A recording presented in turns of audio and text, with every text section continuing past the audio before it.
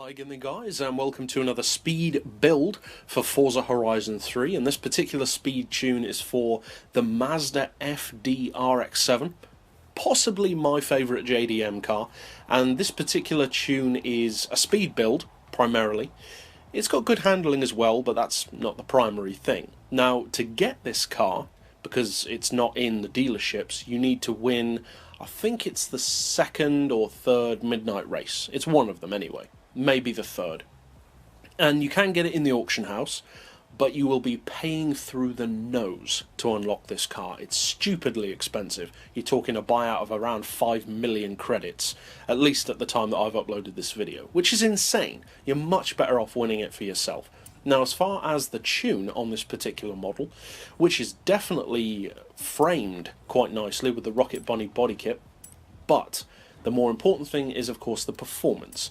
Now, as far as the engine conversion, you're probably tempted to go for the quad rotor, the Mazda 787B engine, and as great as that engine is, I would actually not recommend it. Now, if you would like a tune with that engine, I do have a Mad Mike style drift build on my storefront with that engine. This build is purely for speed though, and for speed you need the V8 because it's more powerful, has far more torque, and gives you that top end performance. So I'd recommend the V8. I would recommend all-wheel drive, although many people don't like that. As far as the aspiration, I would recommend a twin turbo. The body kit, of course, is optional. The visuals are all optional, so basically just fit everything else that improves the car. Now, you can find this exact tune with these exact visuals, apart from the paint, of course, on my storefront. So if you like this tune and you just want to slap it straight on the car, you can use the keywords in the description below to find it quickly. But this tune is, of course, for people who want to adjust it themselves. Maybe you want to change the rims or the body kit or the wing. As you can see, the performance is incredible on this car. 2.2 to 60, 4.8 to 100, and just under 270 miles per hour.